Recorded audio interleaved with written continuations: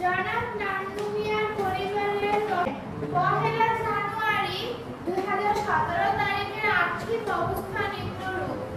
নগদ তহবিল 20,000 টাকা, বাড়িঘর 3,50,000 টাকা, তৈজসপত্র 25,000 টাকা, কাঁচা জিনিসপত্র আসবাবপত্র 50,000 টাকা এবং 12% ঋণ 60,000 টাকা।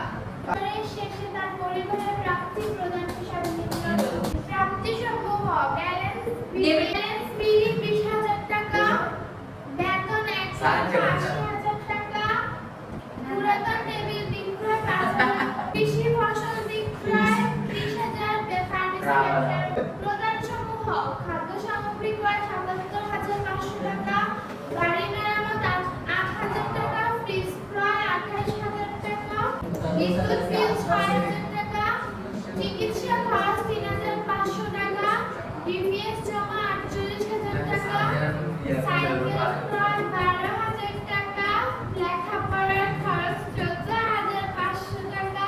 রিটেন সুদ আছে 5,800, তারপরে বলছে ব্যালেন্স সিডি 90,000 নাকি?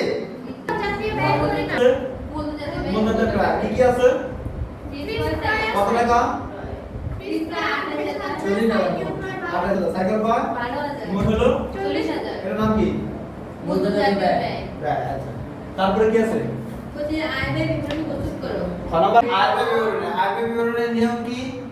আয় থেকে ব্যয়গুলো বিয়োগ যাবে। তাহলে আয়গুলো কি কি আছে? বেতন আছে কত?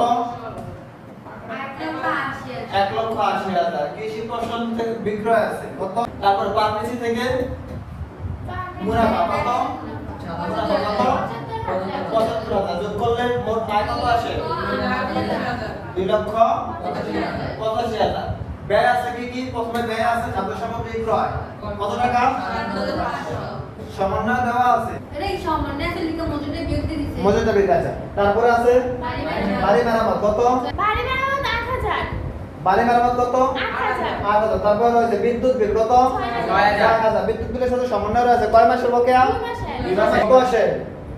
1200। কত আসে? 1200 6,000 যোগ করলে 8,200, চিকিৎসা খরচ কত? 3,500, 3,500। লেখাপড়া 14,500। কাপড় খরচ 16,700। ঋণের সুদ আচ্ছা ঋণের সুদ এটা কি করছে? যোগ করছে কি করছে? যোগ করছে কত আসে? 7,200। সবগুলা ব্যয় যোগ করলে কত হয়? 1,33,600। আয় থেকে ব্যয়টা বিয়োগ দিলে কত আসে? 1,11,000। নাম কি? আয় বৃত্ত। কারো কোনো প্রশ্ন আছে? না স্যার, কারো কোনো প্রশ্ন আছে? এটা বুঝা গেছে? জি স্যার, এটা জি স্যার। আর এটা আচ্ছা। আর্থিক অবস্থার বিবরণীতে কি কি যায়? সম্পত্তি সমান দায় এবং পারিবারিক তহবিল। সম্পত্তির মধ্যে কি রয়েছে? বাড়িঘর কত? 3,50,000। তৈজসপত্র 25,000। আসবাবপত্রের ভিতরে বলা হয়েছে পুরাতন একটি টেবিল বিক্রয় কত টাকা? 5,000 টাকা। তাই আসবাবপত্র থেকে বিয়োগ দিলাম 5,000। কত থাকে? 45,000, তারপরে ফ্রিজ ক্রয় কত টাকা? 28,000। তারপরে ডিপিএস এর জমা কত টাকা? 48,000। সাইকেল ক্রয় কত? হ্যাঁ 12,000। তারপরে খাদ্য সামগ্রী মজুদ সমন্বয়ের ভিতরে দেওয়া আছে খাদ্য সামগ্রী মজুদ। খাদ্য সামগ্রী হলো ব্যয়ের মজুদ বা ব্যয়ের অগ্রিমটা কি হয়? ব্যয়ের অগ্রিম সম্পদ। সম্পদ। তাই খাদ্য সামগ্রী মজুদটা কি? সম্পদ। এই যে 1,000। তারপর নগদ তহবিল দুইটা আছে, একটা হলো প্রারম্ভিক নগদ তহবিল, একটা হলো সমাপনী নগদ তহবিল। প্রাপ্তি প্রদান ঘরের ভিতরে ব্যালেন্স সিডি দিয়া যেটা দেওয়া ছিল নাম কি?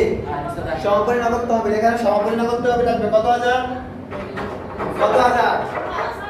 90,000। সবগুলো যোগ করলে 5,99,000। দায় এবং পারিবারিক তহবিল। দায়ের মধ্যে প্রথমে রয়েছে বন্ধকি ঋণ। কি ঋণ? প্রথমে কি রয়েছে? কত টাকা? 60,000। তারপরে বলছে ঋণের বকেয়া সুদ। ঋণের বকেয়া সুদ 1400। তারপরে বলা আছে বকেয়া বিদ্যুৎ বিল সমন্বয় দেওয়া আছে 2 নম্বর সমন্বয়। বকেয়া কত টাকা? 1200। তারপরে পারিবারিক তহবিল 25,000। আর আয়ের উদ্বৃত্ত খরচে কত পাইছি? 1,51,400, সবগুলো যোগ করলে 5,99,000। কারো কোনো প্রশ্ন আছে? না স্যার। প্রশ্ন আছে? সবগুলো যোগ করলে 5 লক্ষ। 99,000 আর কারো প্রশ্ন? No sir.